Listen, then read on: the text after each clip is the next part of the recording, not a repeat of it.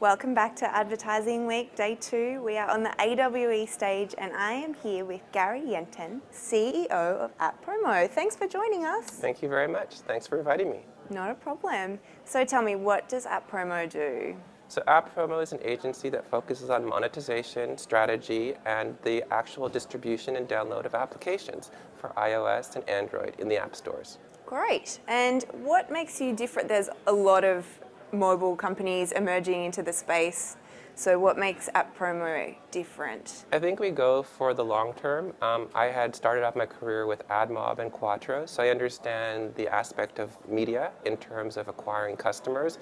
But a lot of the developers we found that we worked with are looking for the long term. So we layer on social media, PR, contests, promotions, and search to help the developers not actually make money the first week, but through the life cycle of their application.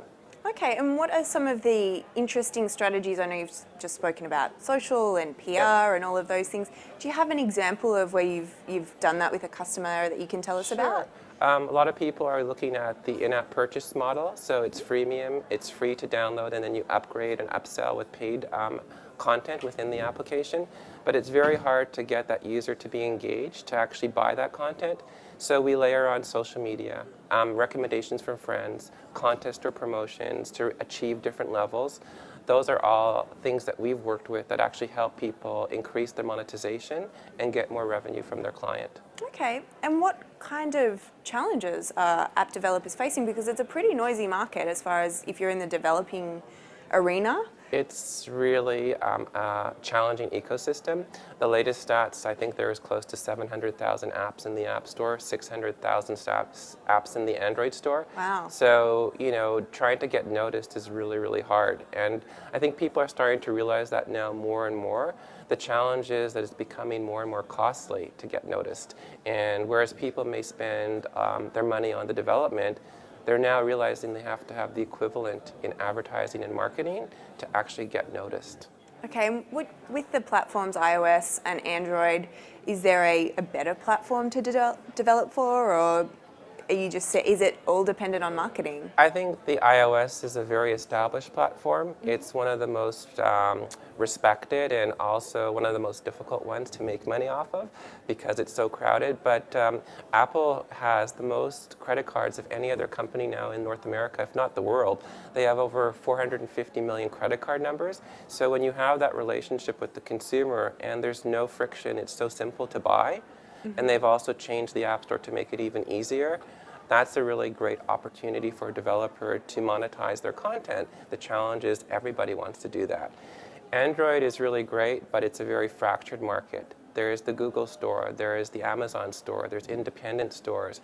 Also, Android has many different devices, different sizes, different versions. So for a developer, yes, Android is great. It's just a little bit more challenging. Right, and is there a different way that you approach a smartphone app versus a tablet app when you're marketing it and looking at strategizing for it? I think it's all coming down to who is your customer and what it's going to cost to get that customer. It may be more expensive on the tablet, but the same strategy goes into place is who is that customer, what do they look at, what are similar applications that they've downloaded, and how can you get them to download your application.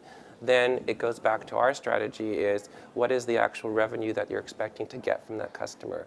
So it all comes down to the business, and that's what we're trying to emphasize in our practice. It's really the apps as a business versus, yes, the tools are there for creative and for design, and you can create some amazing stuff, but you have to treat it as a business. Right, and there's been a lot of talk about HTML5 taking over in the mobile web and giving an app-like experience, but obviously bringing it to the mobile web. What are your thoughts on that?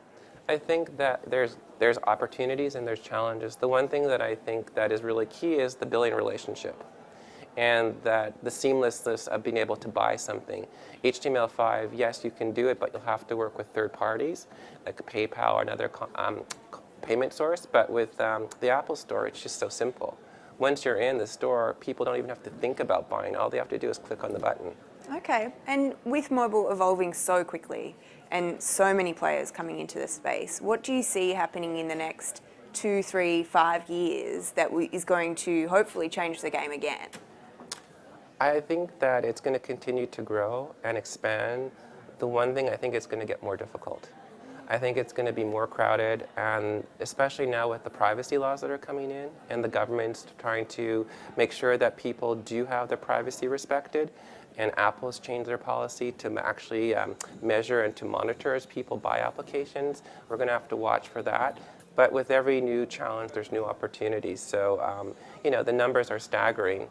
If anything, they're going to keep on growing and growing. So you have a larger audience to market to. You just have to market. Mm-hmm. And so with all of these challenges coming into play, what keeps you up at night and keeps you ticking, and what problems are you trying to solve? I think it's helping developers monetize and make a living from their creativity and from what they've created in terms of their apps. Because if they don't make money, the reality is they're not going to continue on. Right. There's a lot of really talented people out there in the ecosystem, but the challenge really is to sustain it, they have to make money. Otherwise, they have to go back to doing something else. Yeah, absolutely. And there's often this mentality that you are to just pop your app in the store and it's going to make you money automatically. So what is the life cycle of an app, and how long do you keep it there? So we believe that as long as you can see traction and you see good reviews, you should keep your app in the store.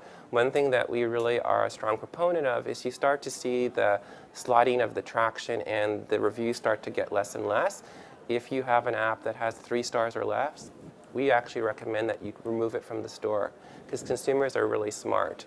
And people wouldn't go into a restaurant that had less than a 5-star Yelp rating. Mm-hmm. So if they see that your reviews are low, you have to really evaluate your application, and maybe it is smart to take it out of the store, fix it, and then re-enter the store afterwards. Okay, and what about looking at mobile advertising and the new technology that's coming out to deliver rich media and video and all of those things? What are your thoughts on that?